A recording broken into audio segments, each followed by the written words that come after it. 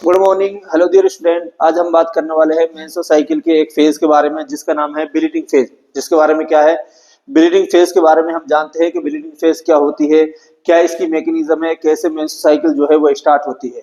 तो हम यहाँ पर जानने की कोशिश करते हैं कि ब्लीडिंग फेज जो होती है वो उसको कैटामेनिया किस नाम से जाना जाता है, कैटामेनिया के नाम से जाना जाता है। और उसको मेंस्ट्रुअल पीरियड के नाम से भी जाना जाता है। किस नाम से जाना जाता है, मेंस्ट्रुअल पीरियड के नाम से भी उसको जाना जाता है। किस नाम से भी जाना जाता है उसको, मेंस्ट्रुअल पीरियड के नाम से भी उसको जाना जाता है। ब्लीडिंग फेज बोलते किसको है, जो हर महीने एक फीमेल को 1 से लेकर के 5 दिन जो ब्लीडिंग होती है उसी को क्या बोलते हैं हम, ब्लीडिंग फेज बोलते हैं। अब वो जो ब्लीडिंग है किसी किसी फीमेल के अंदर 7 डेज तक हो सकती है। कितने डेज तक हो सकती है, 7 डेज तक किसी फीमेल के अंदर देखने को मिल सकती है। ठीक है, अब होती कैसे स्टार्ट है उसके बारे में हम जानते हैं कि जैसे ही महीने के 26 से लेकर के 28 दिन होते हैं। कितने दिन होते हैं, 26 से 28 दिन महीने के होते हैं। तो वहां पर क्या होती है, एक लेयर होती है कार्पस लूटियम। कौन सी लेयर होती है, एक कार्पस लूटियम होती है जो एस्ट्रोजन और प्रोजेस्टेरोन हार्मोन को सीक्रेट करती है। अब अगर फीमेल को प्रेगनेंसी नहीं होती तो 26 से लेकर के 28 दिन पर जाकर के कार्पस लूटियम क्या हो जाती है, डिसअपियर हो जाती है। अब कार्पस लूटियम 2 हार्मोन रिलीज करती है। कितने हार्मोन रिलीज करती है, 2। पहला हार्मोन है प्रोजेस्टेरोन हार्मोन। कौन सा हार्मोन, प्रोजेस्टेरोन हार्मोन। और दूसरा हार्मोन है एस्ट्रोजन हार्मोन। कौन सा हार्मोन, एस्ट्रोजन हार्मोन। अब हम यहाँ पर देखते हैं जैसे ही महीने के 26 से 28 दिन होते हैं तो कार्पस लूटियम डिसअपियर हो जाती है। तो प्रोजेस्टेरोन और एस्ट्रोजन दोनों का ही लेवल क्या हो जाता है, कम हो जाता है। क्यों कम हो जाता है, क्योंकि यही इनको रिलीज करती है, इसलिए इन दोनों का लेवल क्या हो जाता है, कम हो जाता है। अब जब एस्ट्रोजन और प्रोजेस्टेरोन का लेवल कम होगा तब जाकर के पूरी मैकेनिज्म स्टार्ट होती है। तो हम उस मैकेनिज्म को समझने की कोशिश करते हैं कि होता क्या है। तो देखो आगे हम समझते हैं, एस्ट्रोजन हार्मोन का काम क्या है, वेसोडाइलेटर का काम करता है, ब्लड वेसल्स को क्या करता है, डायलेट करता है।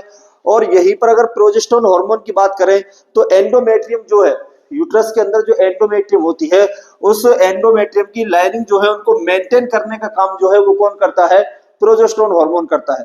और हमें अभी हमने देखा है कि इन एस्ट्रोजन और प्रोजेस्टेरोन दोनों का लेवल क्या हो जाता है, कम हो जाता है। क्यों कम हो जाता है, क्योंकि 26 से लेकर के 28 दिन पर कार्पस लूटियम क्या हो जाती है, डिसअपियर हो जाती है। आगे क्या होता है, जब दोनों का लेवल कम होगा तो देखो वेजो कॉन्स्ट्रिक्शन हमें देखने को मिलेगा। क्या देखने को मिलेगा, वेजो कॉन्स्ट्रिक्शन हमें देखने को मिलेगा। वेजो कॉन्स्ट्रिक्शन क्यों देखने को मिलेगा, क्योंकि एस्ट्रोजन हार्मोन क्या कराता है, वेजो डायलेटर कराता है, ब्लड वेसल्स को डायलेट करेगा। अब उसी एस्ट्रोजन हार्मोन का लेवल अगर कम होगा तो हमें क्या देखने को मिलेगा, वेजो कॉन्स्ट्रिक्शन देखने को मिलेगा। और जब वेजो कॉन्स्ट्रिक्शन देखने को मिलेगा तो ब्लड की सप्लाई जो यूट्रस को होती है, यूट्रस की जो एंडोमेट्रियम है उसको ब्लड की सप्लाई होती है वो क्या हो जाती है, कम हो जाती है। और जब ब्लड की सप्लाई कम होगी तो वहां पर हमें क्या देखने को मिलेगा, इस्चीमिया देखने को मिलेगा। क्या देखने को मिलेगा, इस्चीमिया देखने को मिलेगा। और जब इस्चीमिया होगा तो फिर वहां पर किसकी, जब ब्लड की कमी है तो ऑक्सीजन हमेशा किसके साथ जाती है, ब्लड के साथ जाती है।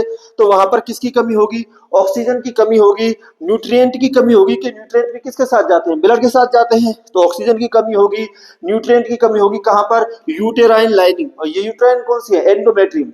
ठीक है, अब जब यहाँ पर इन सब चीजों की कमी होगी तो वहां पर हमें क्या देखने को मिलेगा, नेक्रोसिस देखने को मिलेगा। ऑक्सीजन की कमी की वजह से सेल डेथ होने लगेगी। क्या होने लगेगी, सेल डेथ होने लगेगी। और आपने देखा होगा इसी टाइम पर क्या होता है, इसी टाइम पर 26 से 28 दिन जैसे ही मेंस्ट्रुअल साइकिल आना होता है तो आप देख लो यहाँ पर क्या हो रहा है, ब्लड की सप्लाई कम हो रही है, ऑक्सीजन क्या हो रहा है, कम हो रहा है। जो ऑक्सीजन कम होती है, ब्लड की सप्लाई कम होती है, इस्चीमिया होता है, सेल डेथ होती है, तो क्या होता है, पेन होता है, लैक्टिक एसिड बनता है, पेन होता है। इसी तरीके से फीमेल को जब मेंस्ट्रुअल साइकिल आता है तो बहुत ज्यादा क्या होता है, पेन होता है। उसका कारण क्या है, एस्ट्रोजन हार्मोन। क्योंकि इसकी वजह से ब्लड की सप्लाई क्या हो जाती है, कम हो जाती है। और जब ब्लड की सप्लाई कम होगी, यहाँ पर मैं आपको ड्रॉ करके बताऊं, जैसे ब्लड की सप्लाई यहाँ पर क्या होगी, कम होगी। और जब ब्लड की सप्लाई यहाँ पर कम होगी तो यहाँ पर क्या है, अच्छी तरीके से ऑक्सीजन नहीं मिलेगी, न्यूट्रिएंट नहीं मिलेगी, वहां की सेल डेथ होने लगेगी। और ऑक्सीजन की कमी होती है तो क्या होता है, सेल डेथ होती है, जिसकी वजह से क्या होता है, सीवियर पेन होता है। इसी तरीके से फीमेल को मेंस्ट्रुअल साइकिल के अंदर हमें पेन देखने को मिलता है। यही कारण है उसका, ऑक्सीजन की कमी होती है, नेक्रोसिस होता है, सेल डेथ होती है। और जब सेल डेथ होती है तो अब क्या होती है, वहां पर जो एंडोमेट्रियम है वो क्या हो जाती है, शेडिंग ऑफ एंडोमेट्रियम। एंडोमेट्रियम की लाइनिंग है वो क्या हो जाती है, शेड आउट हो जाती है। एंडोमेट्रियम की लाइन है वो क्या हो जाती है, शेड आउट होती है। उसके बाद क्या होता है, उसके बाद क्या होता है, यूटेराइन वेसल्स ओपन हो जाती है, क्या हो जाती है, यूटेराइन वेसल्स ओपन हो जाती है और ब्लीडिंग क्या हो जाती है, स्टार्ट हो जाती है।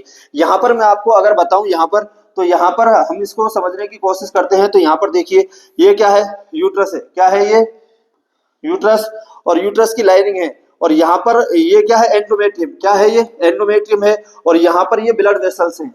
समझिए यहाँ से ये क्या आ रही है, ये क्या है, एक मिनट, ये क्या है, यहाँ पर ब्लड वेसल्स, क्या है, ब्लड वेसल्स है। अब देखो यहाँ पर ये ब्लड वेसल्स है, ये क्या होती है, वेजोकॉन्स्ट्रिक्शन यहाँ पर हो जाता है।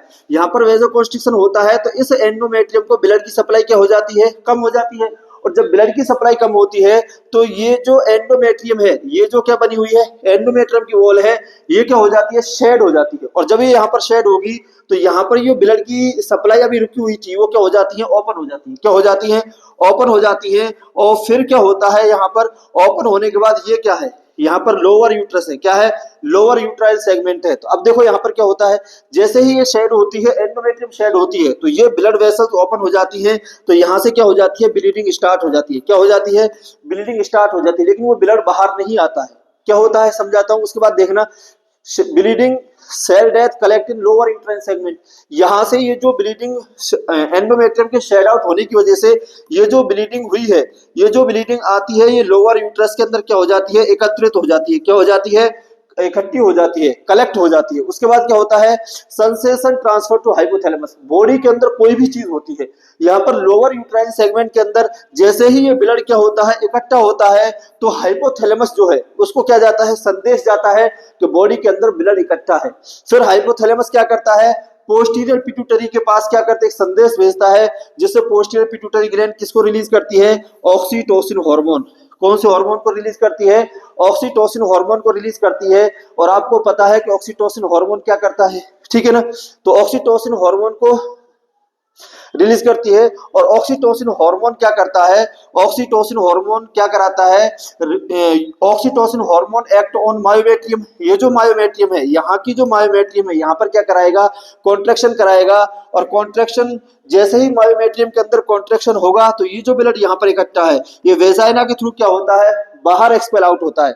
यही होता है कि oxytocin hormone act on myometrium, myometrium पर एक्ट करता है, जिससे क्या होता है, कॉन्ट्रैक्शन स्टार्ट होते हैं, ब्लीडिंग स्टार्ट हो जाती है, और ब्लड जो एक्सपेल आउट हो जाता है थ्रू वेजाइना, वेजाइना के थ्रू जो ब्लड है वो एक्सपेल आउट होता है और बाहर आता है। और इसी तरीके से फीमेल को क्या है, मेंस्ट्रुअल साइकिल क्या हो जाती है, स्टार्ट हो जाती है। यहीं पर ये तो पहली फेज थी, और इसमें पूरा, इसमें ये ब्लीडिंग है वो कितने दिन तक रहती है, 5 दिन तक रहती है। अब मैं यहाँ पर आपसे बात करूं कि अब मुझे, आपको क्या करना है, एक क्वेश्चन है जो आपको कमेंट बॉक्स में देना है। कमेंट बॉक्स जो है ना, यहाँ पर यूट्यूब हमारा चैनल है टारगेट नर्सिंग कोचिंग क्लासेस, उसके कमेंट बॉक्स में आपको एक क्वेश्चन देना है, वो मैं डालता हूँ। पहला क्वेश्चन है वो ये है, आप मुझे बताओगे उसके अंदर कि मेंस्ट्रुअल साइकिल के अंदर, मेंस्ट्रुअल साइकिल जो है उसके अंदर जो ब्लीडिंग होती है वो ब्लड क्लॉट क्यों नहीं होता है, ठीक है ना। तो उसका कारण, उसका आंसर आपको बताना है कि मेंस्ट्रुअल साइकिल के अंदर ब्लड जो है वो ब्लड क्लॉट क्यों नहीं होता है, पहला क्वेश्चन। और दूसरा क्वेश्चन वो है जिसका आपको जवाब देना है, एस्ट्रोजन हार्मोन, कौन सा हार्मोन, एस्ट्रोजन हार्मोन जो है उसका पीक लेवल कब होता है, एस्ट्रोजन हार्मोन अपने पीक पर कब होता है, अपने पीक लेवल पर कब होता है। तो इन दोनों क्वेश्चनों के जवाब मुझे आप कमेंट्स बॉक्स के अंदर दोगे। और अगर आपको डिटेल में ये पढ़ना है तो target nursing coaching classes Indore के अंदर नॉर्सेट आरआरबी जो भी कंपटीशन के एग्जाम है, नर्सिंग की बैच स्टार्ट है, पीएनएसटी का बैच भी स्टार्ट है, तो आप ज्वाइन कर सकते हैं। लेकिन जो भी स्टूडेंट इनके अच्छे जवाब देगा, सही जवाब देगा, और कल की क्लास के अंदर हम सबसे पहले उन स्टूडेंट का नाम लेंगे, ठीक है। थैंक यू, धन्यवाद।